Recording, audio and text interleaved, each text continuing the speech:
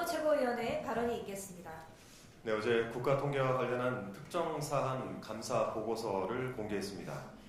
문재인 정부 당시 대통령 비서실, 국토부, 통계청 등 이 관련 공무원들의 카카오톡 대화 내용까지 낱낱이 털고 또 관련자들 간의 관계가 어땠는지까지 염탐해가면서 내놓은 결과가 참으로 대단했습니다.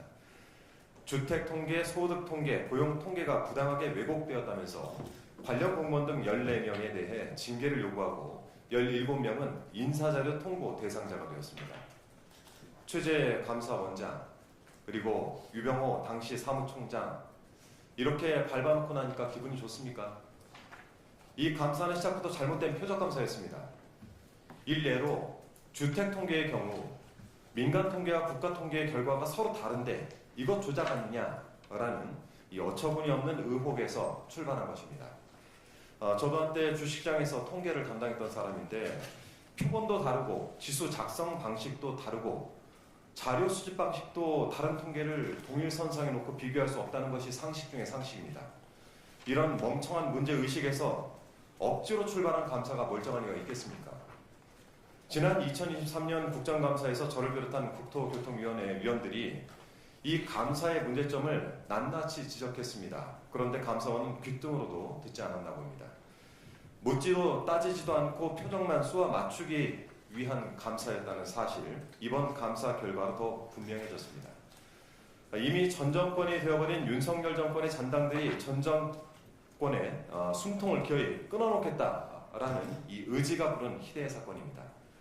윤석열 정부 출범 4개월 만에 착수한 감사를 새 정부 수립을 불과 47일 앞둔 때에 마무리한 저희가 대체 무엇입니까? 아무리 생각을 해도 다가오는 대통령 선거에 개입하겠다라는 저열한 의도가 있지 않고서야 이런 짓을 할 수가 없습니다.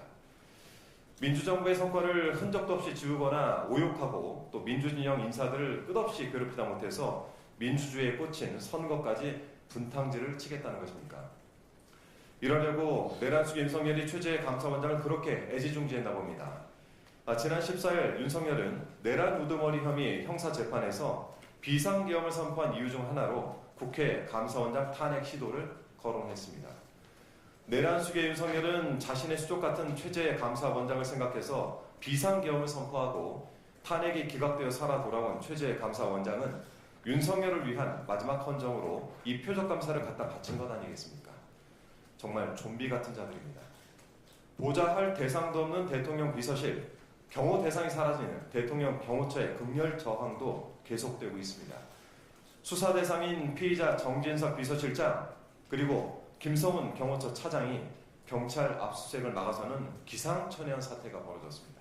어제는 윤석열 변호인단의 청년 변호사 5명이 윤 어게인 신당 창당에 대한 기자회견을 예고했다가 4시간 만에 취소하는 4시간짜리 내란 신당 창당 해프닝도 있었습니다. 배희철, 김계리 변호사 명의의 기자회견 취소 입장문에 따르면 국힘으로부터의 압박이 오늘 하루 빗발쳤다라고 합니다. 한쪽에서는 내란 신당을 창당해서라도 살아남으려고 하고 반대쪽에서는 그 신당을 주저앉혀서라도 기득권을 붙잡아야 하는 좀비들의 각축장을 보는 듯합니다.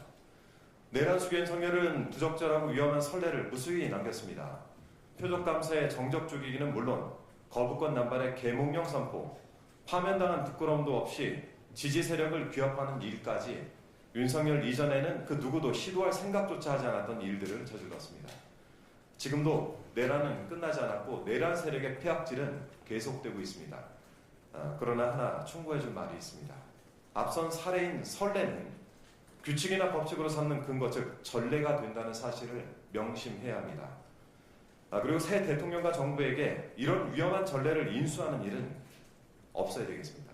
그러다 스스로 발목 잡힐 수 있다라는 경고드립니다. 이상입니다.